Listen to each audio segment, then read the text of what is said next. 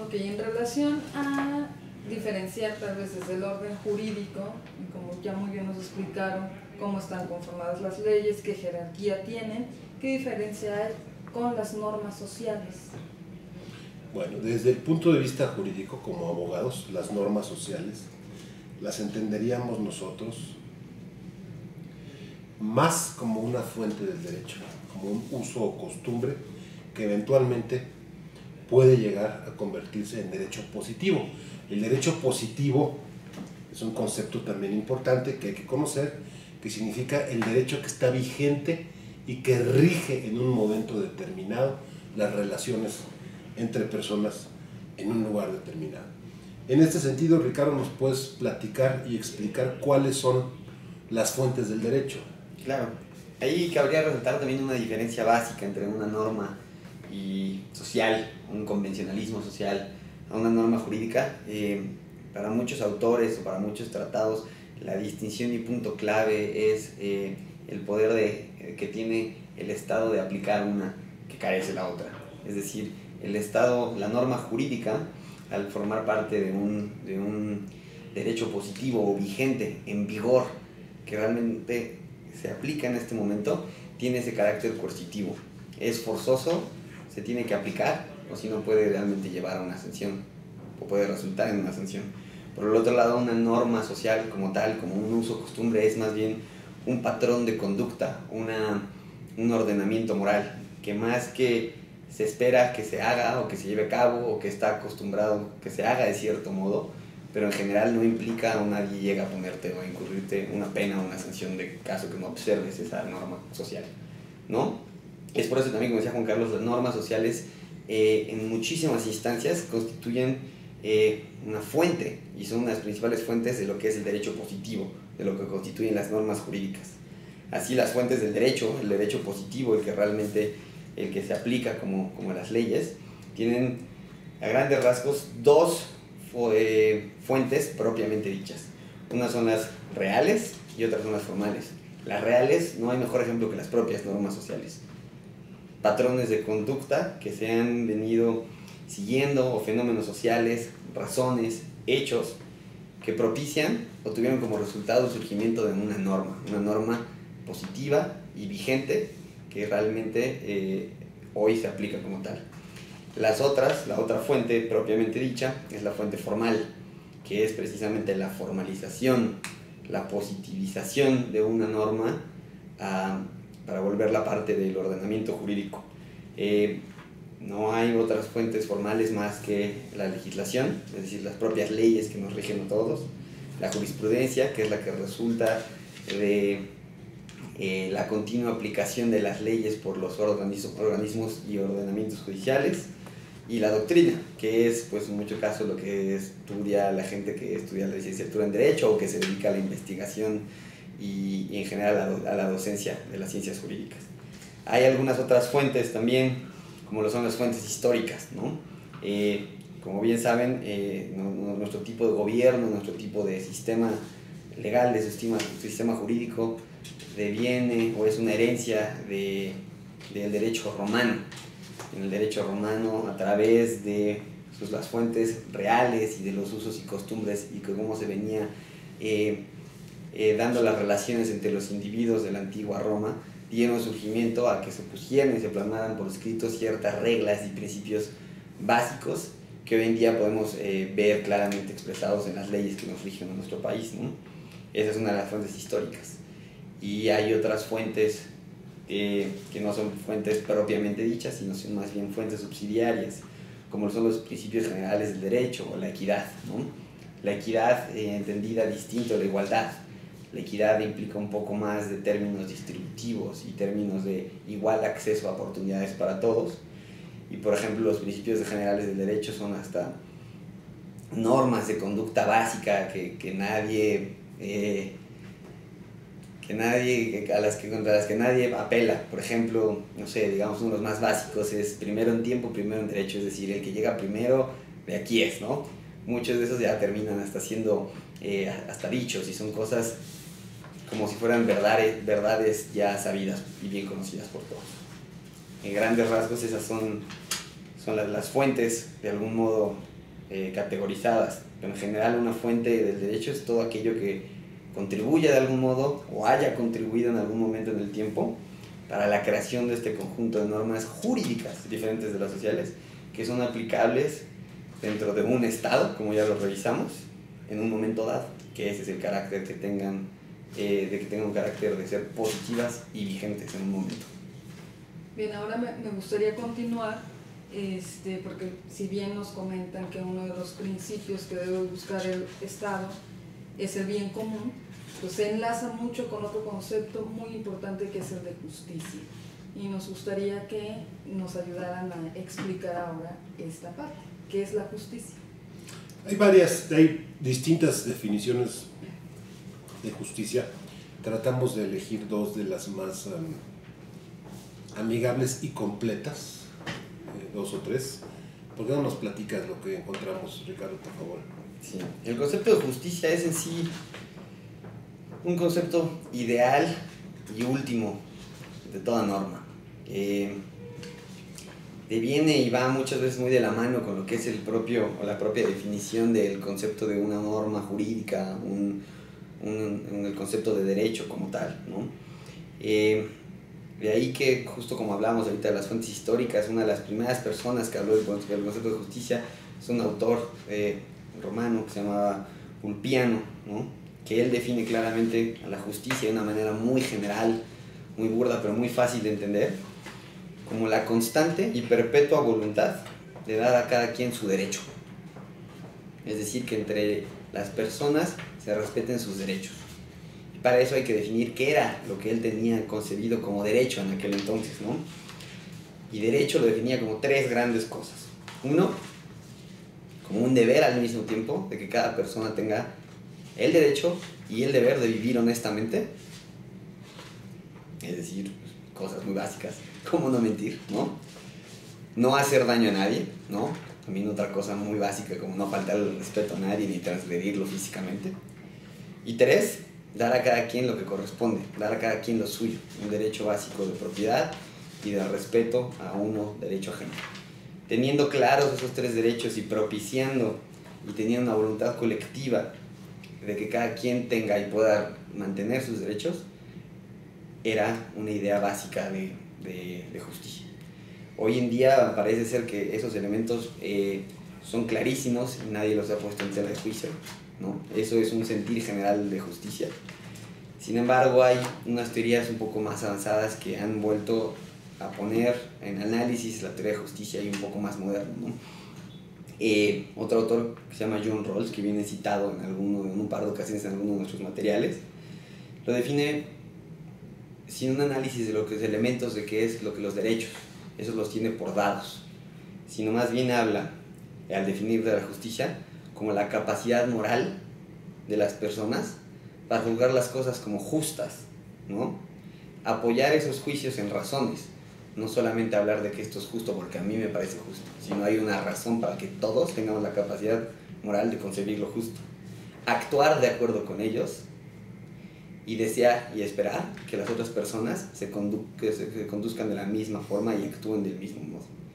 Ese lo habla como un concepto que va más atado incluso al concepto de bien común, en donde la justicia la propiciamos todos nosotros y deviene y resulta en la aplicación de ciertas normas que o bien se nos imponen para que se sigan, o bien se espera que todos podamos seguir del mismo modo. Bueno, creo que hasta ahorita hemos enmarcado en términos generales pues nociones básicas y fundamentales para entender el Estado mexicano, el gobierno, principios como muy básicos, ¿no? Ahora vamos a tratar de especificar un poco más y nos gustaría que nos hablaran acerca de cómo se organiza el Estado mexicano en sus diferentes órdenes de gobierno, que nos puedan ampliar lo más que puedan esta parte y qué diferencias hay entre uno y otro.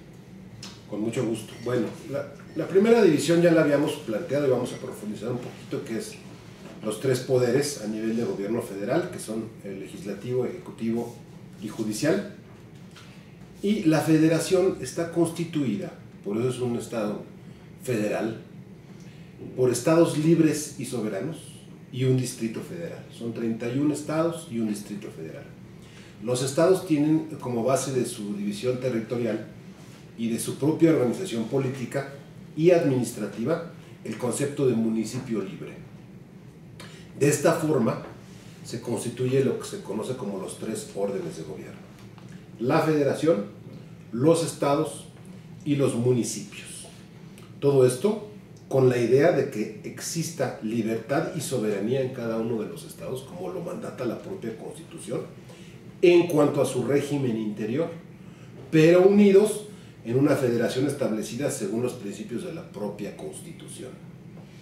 Esta forma de organización que rige en nuestro país a partir de la primera mitad del siglo XIX, de alguna manera trata de replicar lo que en su momento hicieron los Estados Unidos de América, que son probablemente la federación por excelencia. Con sus asegúnes, porque hay conceptos de federación que no son del todo bien aplicados en México. Existe un gran problema de centralización y de centralismo, en donde pues básicamente todas las decisiones en algunas ramas importantes se siguen tomando desde el centro.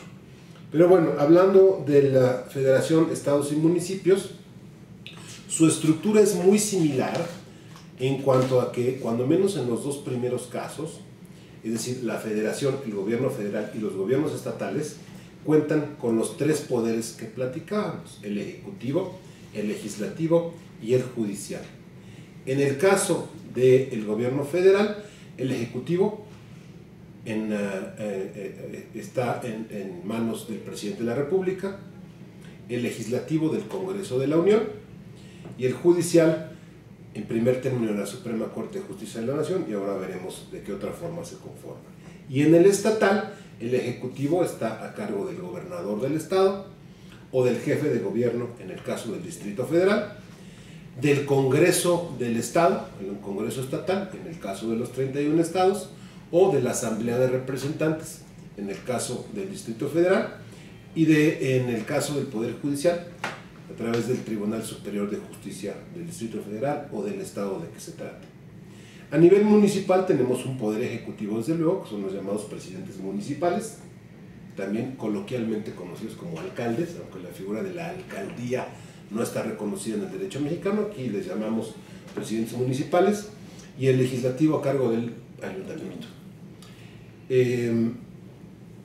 Hablando del poder legislativo, ejecutivo y judicial a nivel federal, nos dice la Constitución que no pueden reunirse 2 o más de estos 3 poderes en una sola persona o corporación, ni depositarse el poder legislativo en un solo individuo, salvo el caso de facultades extraordinarias del presidente de la República en ciertas situaciones especiales que la propia Constitución indica y donde no nos vamos a meter para efectos de este módulo.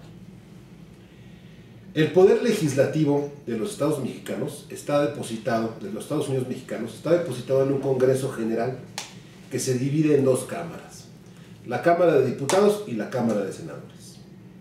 La Cámara de Diputados está integrada por 300 diputados electos según el principio de votación mayoritaria relativa, mediante el sistema de distritos electorales uninominales, y 200 diputados electos según el principio de representación proporcional, mediante el sistema de listas regionales votadas en circunscripciones plurinominales. Esto quiere decir que tenemos 500 diputados, 300 de los cuales son elegidos directamente por la población en las demarcaciones correspondientes, y 200 plurinominales. ¿Qué se necesita para ser diputado? Esto también es interesante. Se requiere ser ciudadano mexicano por nacimiento, en pleno ejercicio de sus derechos, tener cuando menos 21 años de edad cumplidos el día de la elección, ser originario del estado en que se haga la elección o vecino del estado con residencia efectiva de más de 6 meses. No estar en el servicio activo en el ejército mexicano, no ser titular de alguno de los organismos a los que la Constitución otorga autonomía, no ser ministro de la Suprema Corte de Justicia, no ser ministro de algún culto religioso y no estar comprendido en alguna de las incapacidades que la propia Constitución señala. Eso en cuanto a la organización federal de la Cámara de Diputados. En cuanto a la Cámara de Senadores, esta se integra por 128 senadores, de los cuales en cada estado y en el Distrito Federal 2 son elegidos según el principio de votación mayoritaria y 1 es asignado a la primera minoría. Para ser senador se requieren cumplir con los mismos requisitos de los diputados, pero aquí la edad mínima se eleva a 25 años. Eso es en cuanto al poder legislativo federal. El poder ejecutivo federal nos dice que se deposita en un solo individuo que se denomina presidente de los Estados Unidos mexicanos. Para ser presidente se requiere ser ciudadano mexicano por nacimiento, en pleno goce de derechos, hijo de padre o madre mexicanos y haber residido en México cuando menos durante 20 años. Tener 35 años cumplidos al momento de la elección, haber residido en el país durante todo el año anterior al día de la elección, no pertenecer al estado eclesiástico ni ser ministro de culto alguno, no estar en servicio activo en el ejército, no ser secretario ni subsecretario de Estado, fiscal general de la República, gobernador de algún estado ni jefe de gobierno, a menos de que se separe de su puesto 6 meses antes de la elección. Y también no estar comprendido en ninguna de las otras causas de incapacidad establecidas en la propia Constitución.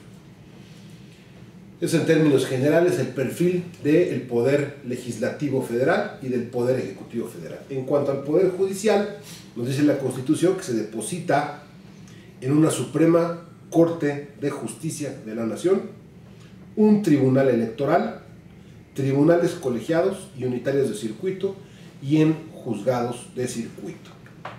La administración, vigilancia y disciplina del Poder Judicial, con excepción de la Suprema Corte, están a cargo del Consejo de la Judicatura Federal. Y finalmente podemos apuntar aquí, todo esto está de alguna manera reflejado en los materiales, que la Suprema Corte de Justicia se compone de 11 ministros y funciona en pleno cuando sesionan los 11 ministros o en salas, dependiendo de la materia o el asunto del que se trate. Es así como se conforma en realidad los 3 niveles de gobierno, federal, estatal y municipal, con la idea de que asuntos que atañen a la federación se discutan en el primer nivel o en el primer orden de gobierno, que es el federal, aquellos que atañen estrictamente a una demarcación estatal o el propio Distrito Federal a nivel de gobierno estatal, y aquellos que atañen ya a un municipio determinado a nivel municipal, con la idea de llevar gobierno a todos los niveles, acabando en el tema municipal.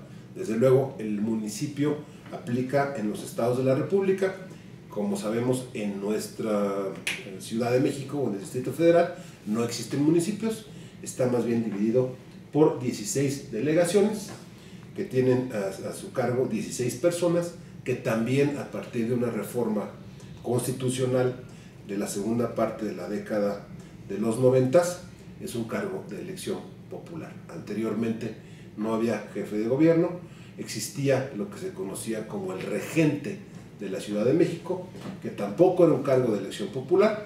El presidente de la República lo designaba directamente y este regente a su vez designaba directamente a los jefes delegacionales de las 16 demarcaciones. Esto también ha sido un logro en materia democrática porque le da una vida más democrática y más activa a la entidad denominada Distrito Federal, que es además donde están depositados los asientos o el asiento de los 3 poderes, del Ejecutivo, el Legislativo y el Judicial. Es decir, aquí radican físicamente en el Distrito Federal los 3 poderes federales. No sé si... ¿Hay alguna diferencia entre órdenes de gobierno, por ejemplo, algo que se tenga que acotar más específicamente en relación, por ejemplo, al ayuntamiento? Funciones, obligaciones. Bueno, sí, en el material que les incluimos viene muy claramente, incluso vienen varias gráficas y dibujos y fotografías de las diferencias y las funciones entre municipio, ayuntamiento, cabildo, estado. Ahí viene muy claramente descrito qué es lo que debe hacerse en cada orden de gobierno a partir del municipio, siguiendo por el estado y concluyendo con la federación. Dejamos hasta aquí esta pausa.